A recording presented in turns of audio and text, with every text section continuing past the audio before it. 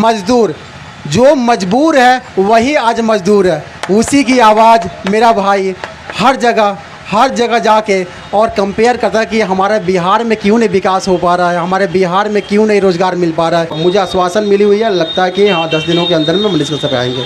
मनीष कश्यप की बात करूँ तो एक बड़े अधिकारी का फ़ोन आया है, मेरे पास आया है, बोले हैं कि 10 दिन के अंदर आपकी मांग को पूरा किया जाए। आखिर ये बिहारी दूसरे राज्यों में क्यों रोज़गार ले लेते हैं और वही बिहार में रोज़गार क्यों नहीं मिल पाता है। यही बात को लेकर चला और धीरे धीरे पूरे बिहार की नाकामियों को दिखाता गया और कुछ लोगों की आंखों में छुप गई और आज वो जेल में है। लेकिन कोई बात नहीं है, अब ठान ही लिया है कि एक बिहार को एक सही मार्ग पे लाना, समृद्ध बिहार बनाना, जो 1992 से पहले जो टॉप 5 राज्य में आती थी वैसी राज्य को बनाना।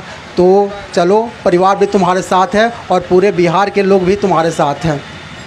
सबसे पहले मैं धन्यवाद देना चाहता हूँ संदीप बारी जी का, चंद्रवंशी जी का, मंटू भैया का, प्रिंस जी का, जो मगर मेरे ना रहने पे भी इतने अच्छे से सारे मेंटेन किए और इतने लोगों को संबोधन किए और मनीष की आवाज़ों को दूर दूर तक पहुंचाने की कोशिश की है। इन लोगों को फिर से मैं दिल से बहुत बहुत धन्यवाद दूँ।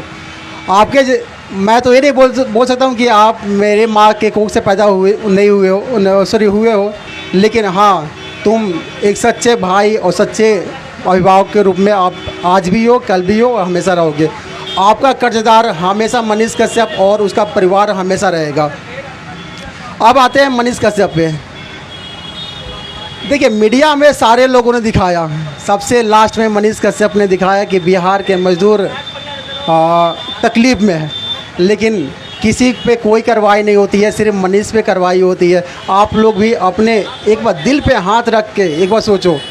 बहुत सारे नेता लोग ट्वीट किए, आरजेडी से लेके, लोजपा से लेके, पप्पू यादव जी से लेके सब ने ट्वीट किया। यहाँ तक चिराग पासवान जी ने वहाँ पे जाकर प्रेस कॉन्फ्रेंस भी किया।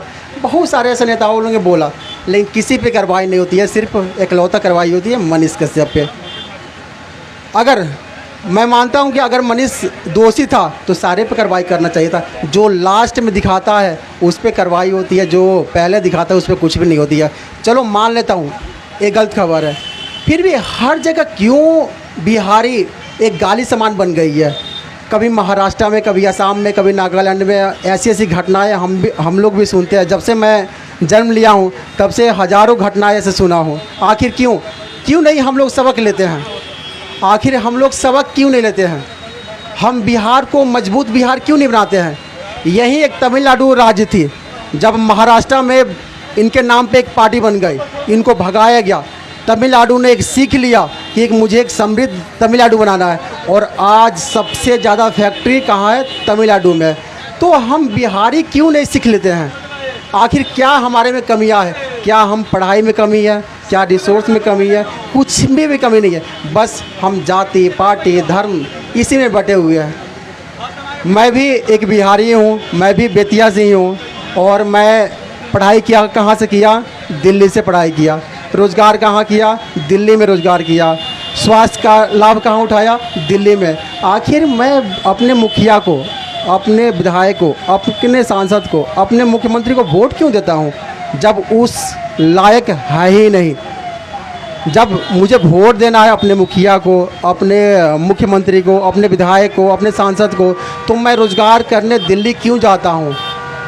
हाँ, मेरी भी गलतियाँ थी कि मैं उनके आँखों में आँखें डाल कर नहीं पूछा, लेकिन एक मनीष कश्यप था, उसके जिगरे में दम था कि उसने आँखों में आँखें डाल के पूछा कि मुझे रोज़गार क्यों नहीं मिल रही है, मेरे बिहारी भाइयों का रोज़गार यहाँ पे क्यों नहीं मिल रही है। आखिर चुनाव आते आते आप लोग इतने बोलते हो कि इतने रोज़गार मिलेगा, ये मिलेगा, वो नहीं मिलेगा, वो मिलेगा, लेकिन जैसे ही चुनाव ख़त्म हो जाती है, आखिर बिहार के लोग, बिहारी क्यों पलायन करने पे मजबूर हो जाते हैं? आज आप भी एक बार गूगल करके देखना, किस राज्य में बिहारी नहीं है। हर राज्य में सबसे छोटा राज्य गोवा है, गोवा में भी 37,000 बिहारी लोग काम करते हैं। ऐसा क्यों भाई? हमारा 13 करोड़ की आबादी, वहाँ पे 33 लाख की आबादी, क्यों? तो हम लोग को सोचना होगा। हम लोग सबसे पहले जाति पार्टी धर्म को छोड़ के एक समृद्ध बिहार को बनाने की कोशिश करना होगा। चलिए, अब तो इस लायक बोलने लायक मैं भी नहीं हूँ, क्योंकि मैंने भी कभी इस पे आवाज़ नहीं उठाया, लेकिन जब परिवार पे पड़ी तो मुझे भी आना पड़ा, मुझे भी दुख लगा। तो मैं एक ही बात बोलूँगा, मेरे परिवार की आवाज़ बनिए। एक मनीष पैदा हुआ है हमारे परिवार में, हमारे राज्य में, हमारे विधानसभा में, हमारे लोकसभा में, हमारे भारतवर्ष में, तो उसकी आवाज़ बनिए। जब तक आप आवाज़ नहीं बनिएगा तब तक मनीष ही रह जाएगा। तो आप सभी से रिक्वेस्ट है, आवाज़ बनिए। और मनीष कश्यप की बात करूँ तो एक बड़े अधिकारी का फ़ोन आया है, मेरे पास आया है, बोले हैं कि 10 दिन को अंदर आपकी मांग को पूरा किया जाएगा, लेकिन आश्वासन सिर्फ फ़ोन पे ही मिली हुई है, लिखित तौर पे नहीं मिली हुई है।